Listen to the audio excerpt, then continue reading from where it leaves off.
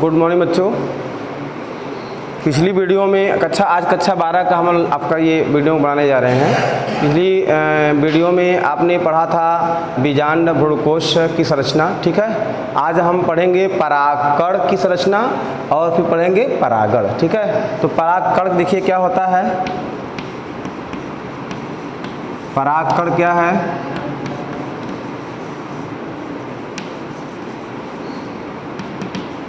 देखिए परागकण को हम लोग कहते हैं पुष्प का नर युग्मक।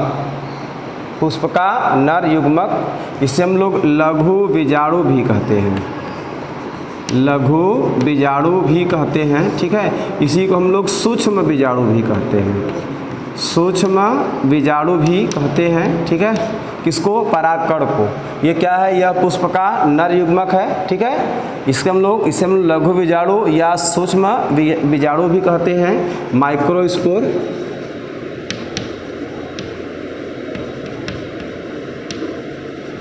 ठीक है।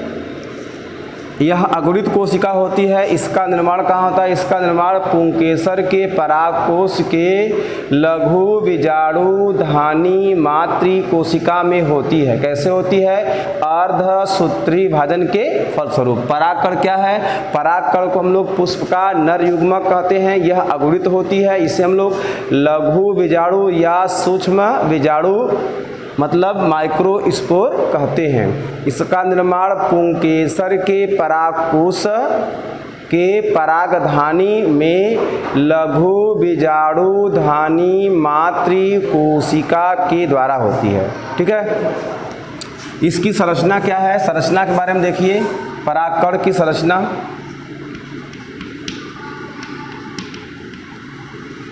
Structure of microspore. देखिए ये फिगर है आपके सामने बना हुआ है।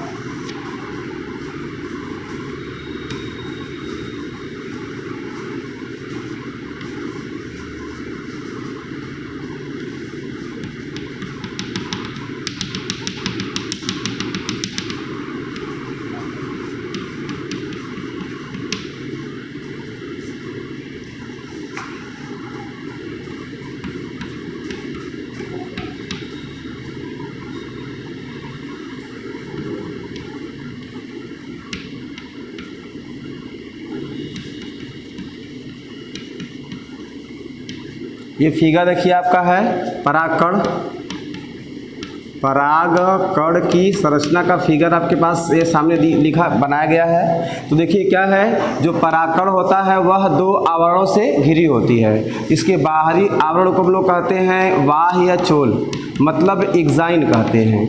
जो भीतरी आवरण होती है उसे हम लोग इंटाइन अर्थात अंतःचोल कहते हैं। अंतःचोल कहते हैं। जो बाह्य चोल होती है वह स्पोरोपोपेलिन की बनी होती है। जो अंतःचोल होती है वह पेक्टोसेलुलोज की क्या होती है? बनी होती है, ठीक है। बाह्य चोल जो होती है, बाह्य चोल में विशेष प्रकार के छिद्र पाए जाते हैं। इसमें लोग जर्मिनेशन पोर अर्थात जनन छिद्र कहते हैं।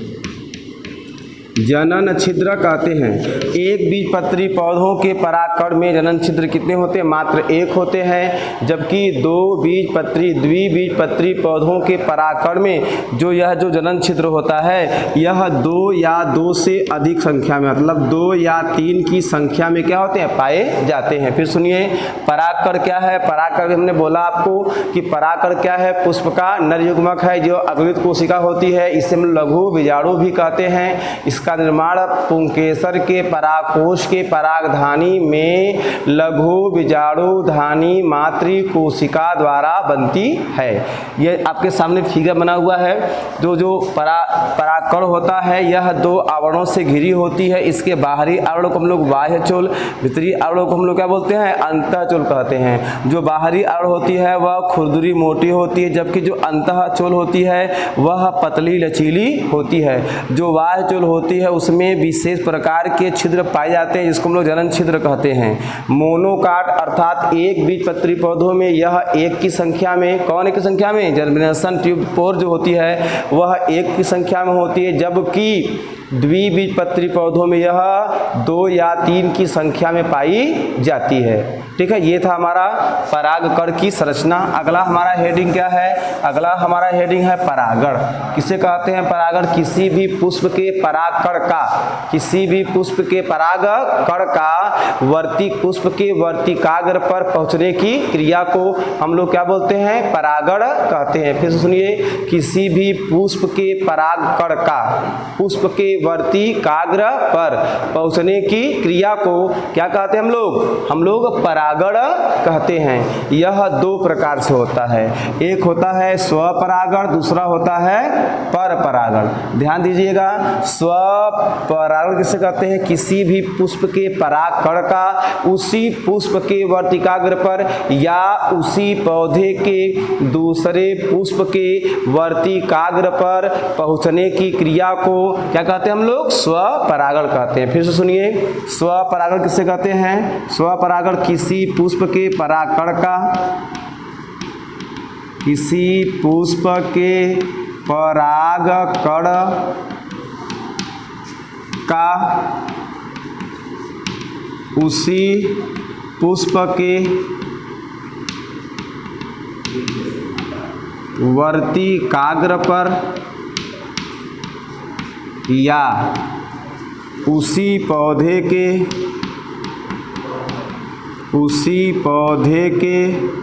दूसरे पुष्प के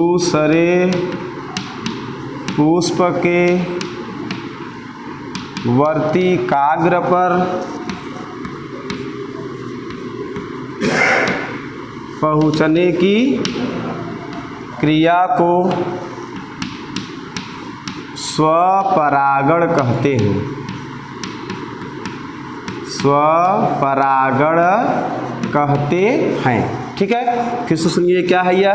किसी पुष्प के परागकण का उसी पुष्प के वर्तिकाग्र पर या उसी पौधे के दूसरे पुष्प के वर्तिकाग्र पर पहुंचने की क्रिया को क्या कहते हैं हम लोग? स्वपरागण कहते हैं। ठीक है, अगला हमारा टॉपिक क्या है? परपरागण किसे कहते हैं उसको भी देख लीजिए। क्या है? किसी भी पुष्प के परागकण का, किसी भी पुष्प के परागकण का दूसरे पौधे के पुष्प के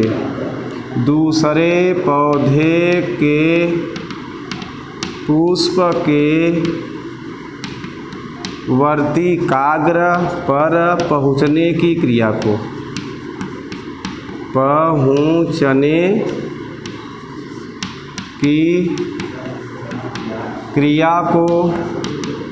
क्या कहते हैं हम लोग? परागण कहते हैं। ठीक है, किसी भी पुष्प के परागकण का दूसरे पौधे के पुष्प के वर्तिकाग्र पर पहुंचने की क्रिया को क्या कहते हैं हम लोग? परपरागण कहते हैं। ठीक है, अब इससे क्या क्या लाभ है? स्वपरागण से परपरागण से क्या लाभ है और क्या हानियां हैं? ठीक है, देखिए हम लोग पहले क्या पढ़ेंगे? लाभ पढ़ेंगे।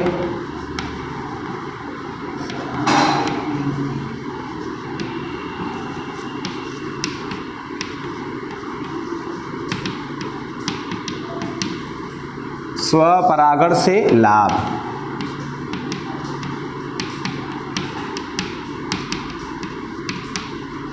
क्या क्या लाभ है? स्वपरागण से क्या होते हैं? शुद्ध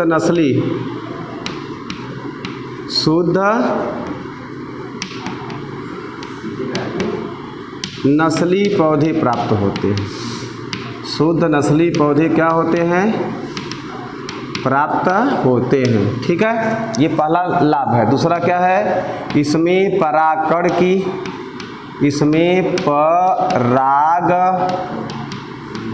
की क्या होती है? कम आवश्यकता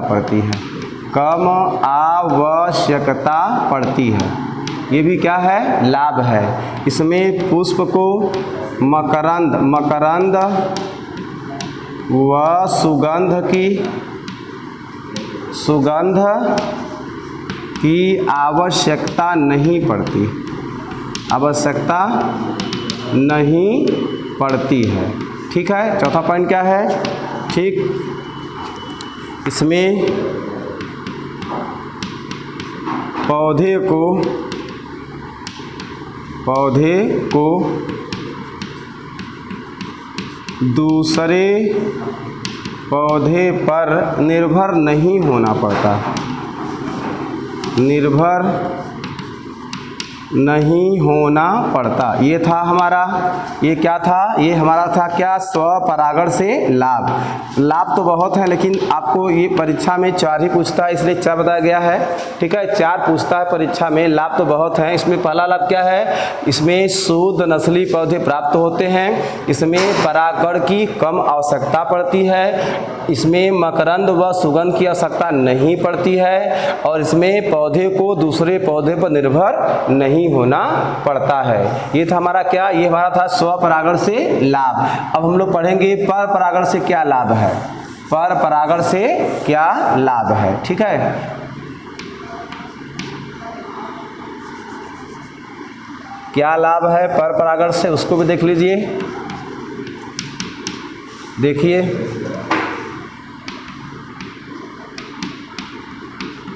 इसमें नई जाति की उत्पत्ति होती है, नई जाति की उत्पत्ति होती है, ये पहला लाभ है। दूसरा क्या है? इससे उत्पन्न पौधे, इससे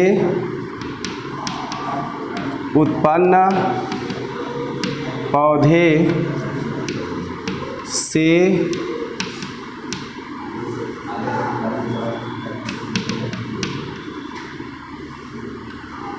बने बीज शीघ्र ही पक जाते हैं। चौथा पॉइंट, तीसरा पॉइंट क्या है? पर परागण से जो भी इसमें उत्पन्न पौधे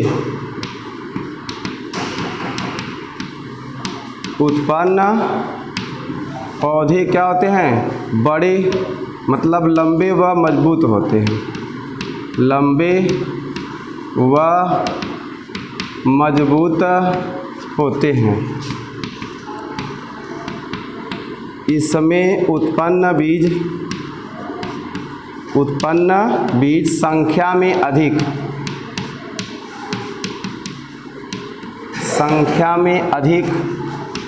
आकार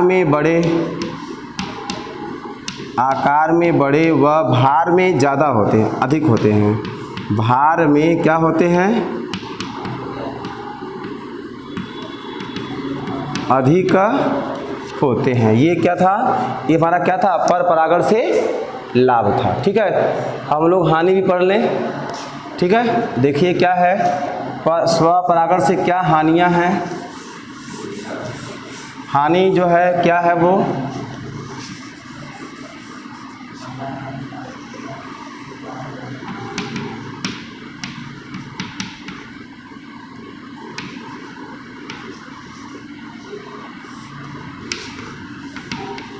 ये हो गया हमारा हानि। हानि क्या है? इसमें नई जाति की उत्पत्ति नहीं होती, नई जाति की उत्पत्ति नहीं होती। ये पहला। दूसरा पॉइंट क्या है? दूसरा पॉइंट देखिएगा, इस पहला पॉइंट क्या है? नई जाति की उत्पत्ति नहीं होती। दूसरा पॉइंट है इसमें कि इसमें उत्पन्न पौधे दुर्बल व कमज़ोर होते हैं, दुर्बल व क्या होते हैं? कमज़ोर होते हैं। इससे उत्पन्न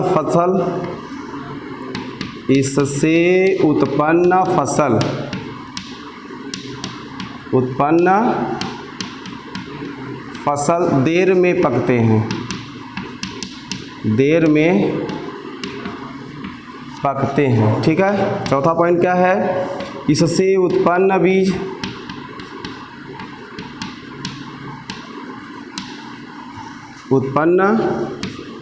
क्या होते हैं? आकार में छोटे, ठीक है, भार में हल्के व संख्या में कम होते हैं। ये हमारा क्या था? ये हमारा था स्वपरागण से हानि। हानि में क्या है? इससे नई जाति उत्पत्ति नहीं होती, इससे उत्पन्न पौधे दुर्बल व कमज़ोर होते हैं, इससे उत्पन्न फसल जो है देर में पक कर तैयार होते हैं, इससे उत्पन्न बीज आकार में छोटे, भार में हल्के व संख्या में क्या होते हैं? ये कम होते हैं। ये हमारा क्या था? ये हमारा था स्वपरागण से हानि। अब हम पढ़ेंगे क्या? पर परागण से क्या हानि होती है, ठीक है? पर परागण से क्या हानि होती है, इसको देखिए। पर परागण में होते हैं क्या हानि होती है? पर परागण से हानि देखेंगे हम लोग, ठीक है? क्या है देखिए,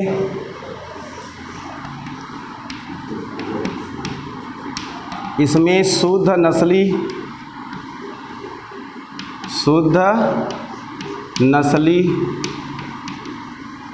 पौधे उत्पन्न नहीं होते। दूसरा पॉइंट क्या है? इसमें अधिक परागकण की आवश्यकता होती है। अधिक परागकण की क्या होती है? आवश्यकता होती है।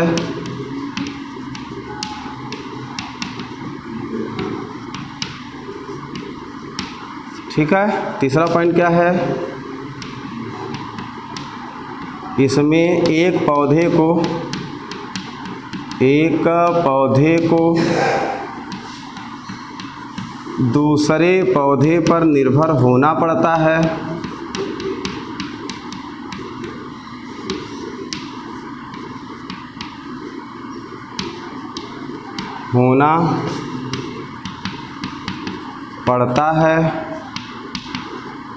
चौथा पॉइंट क्या है? इसमें पौधे को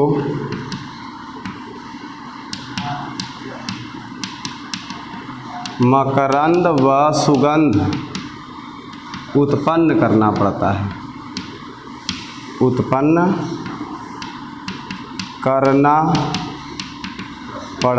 है। देखिए फिर से, इसमें क्या हानि है परागण से?